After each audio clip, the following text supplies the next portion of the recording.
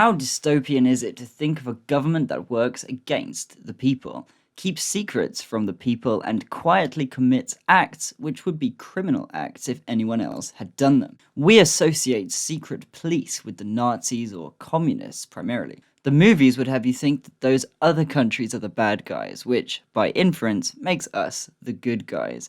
A convenient, simplified narrative. All the while, Western governments have done unsavory things too. I will not cover well-trodden ground with this video series. I'm not going to talk about JFK, but I will speak about RFK.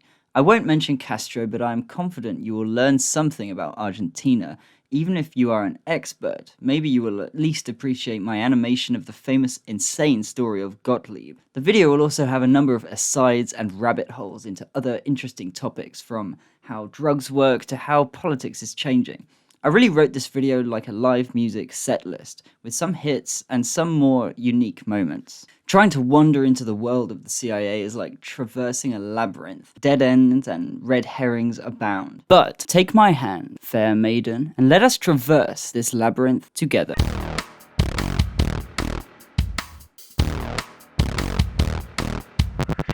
Today, Robert F. Kennedy Jr. is best known as a rebellious Democrat turned independent who then teamed up with Trump to reform America's health policies, as well as for his extensive work as an environmental lawyer. And I want to add, a man important in the history of America because, well, according to many polls, he was neck and neck with the two establishment parties during his independent presidential run. This is not a partisan claim, it's a historical one. For 200 years, no American ever voted for a third party expecting that they might actually win, and admittedly, RFK had joined Trump's team of ex-Democrat allies by the time the election came around, but there was an incredible energy around RFK's campaign, where random people from Britain, from both sides of traditional British politics, told me how delighted they were with RFK's participation in the race. But this video is about his father, RFK Sr., who was a political force in his own right and was mysteriously assassinated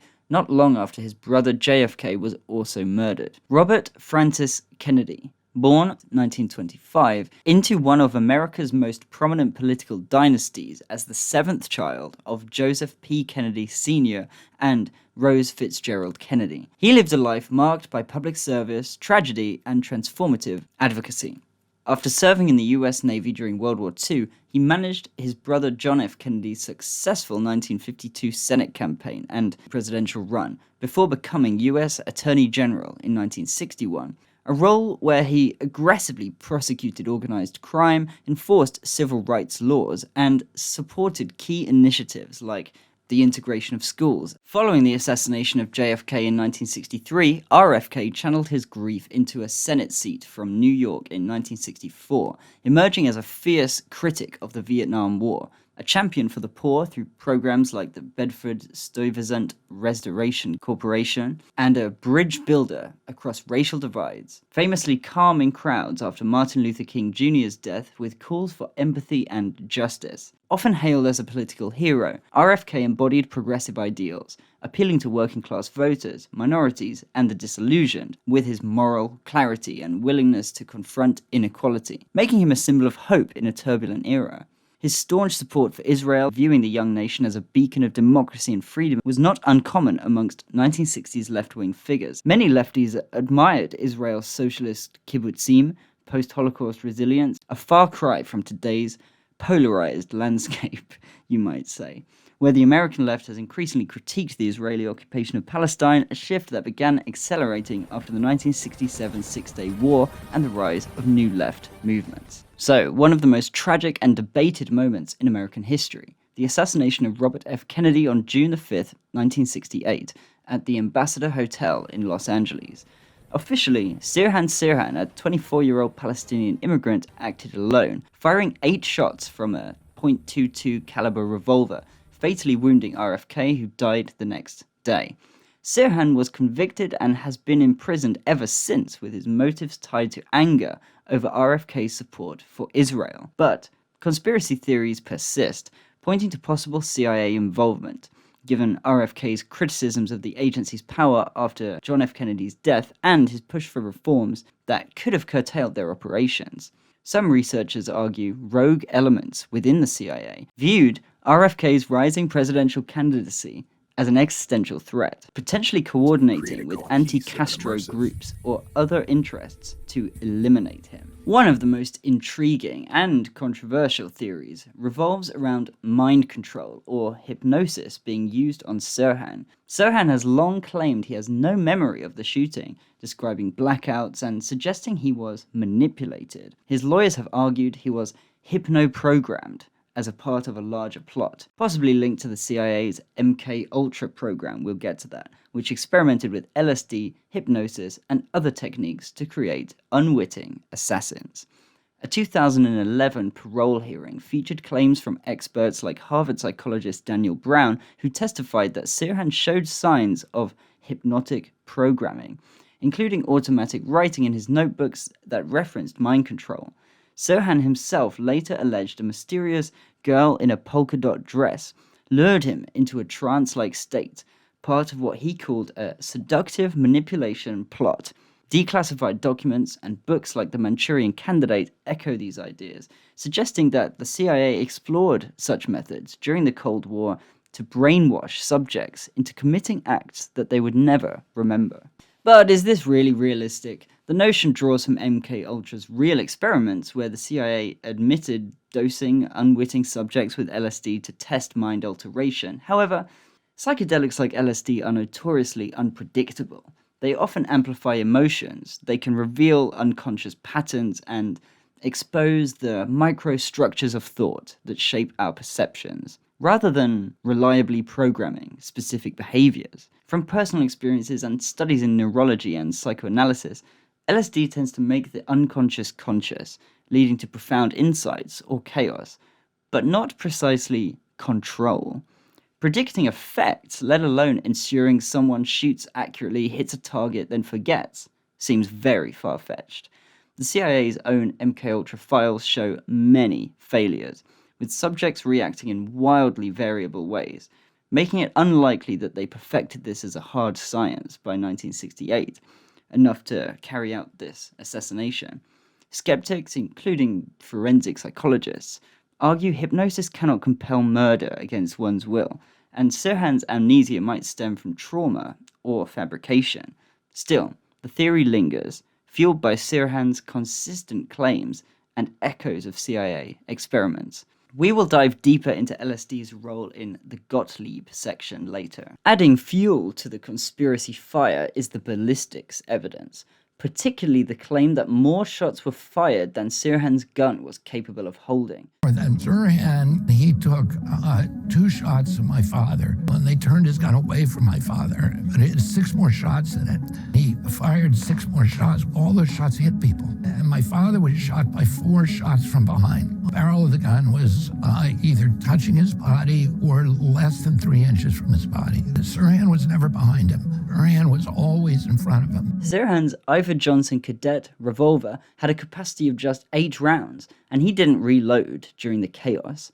Yet, forensic analysis of an audio recording from the scene, captured by freelance journalist Stanislaw Przynski, revealed up to 13 distinct gunshot impulses in about 5 seconds, with some overlapping in a way that suggests 2 guns firing simultaneously. Acoustics experts like Philip Van Praag and Steve Barber have debated this, but Van Praag's 2008 study identified extra shots and different firing patterns inconsistent with a single weapon.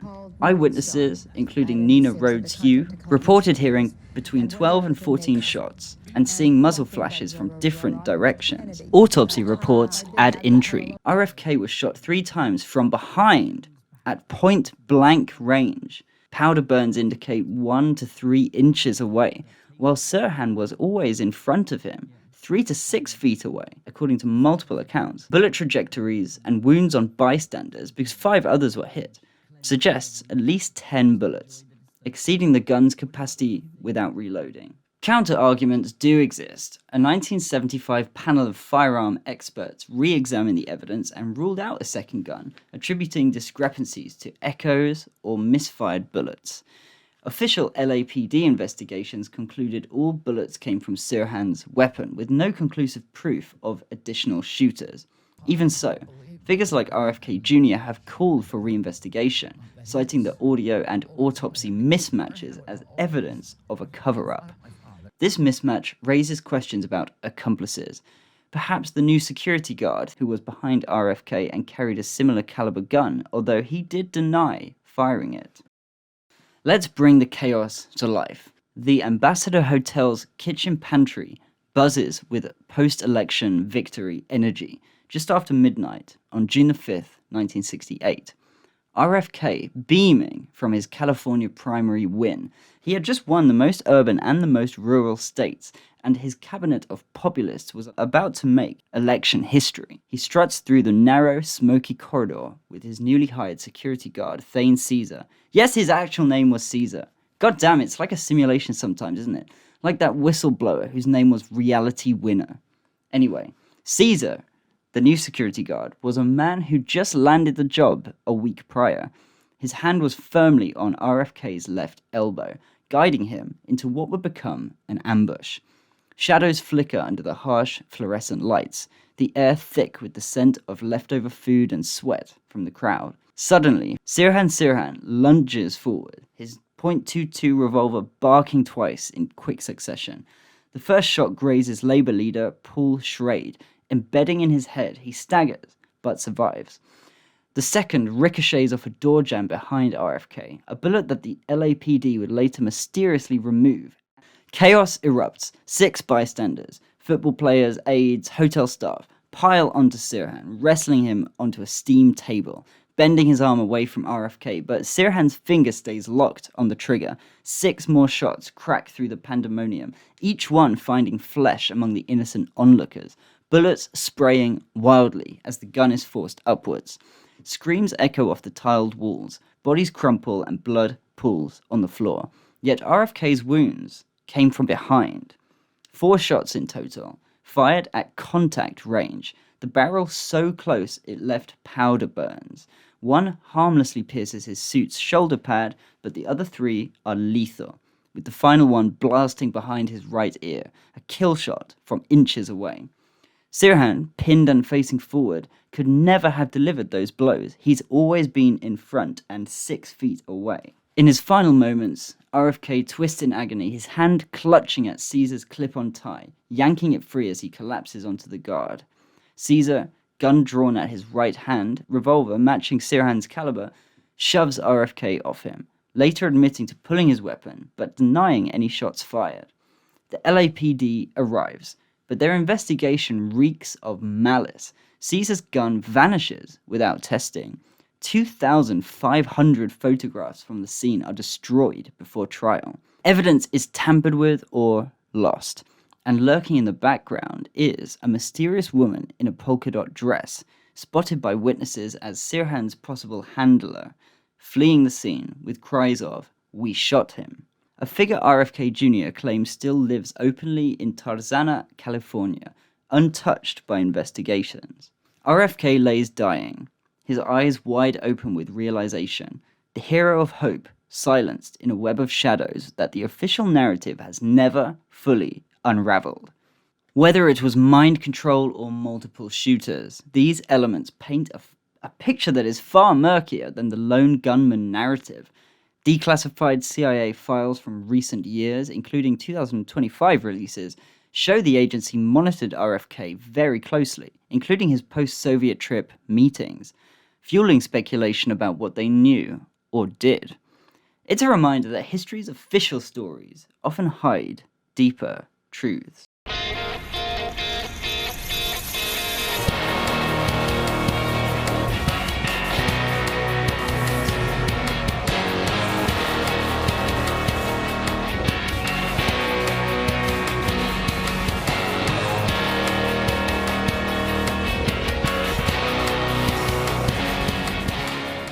Terence McKenna used to say that the internet would be this free, open, intercommunication, kind of utopia, but we all know it's become a dystopia.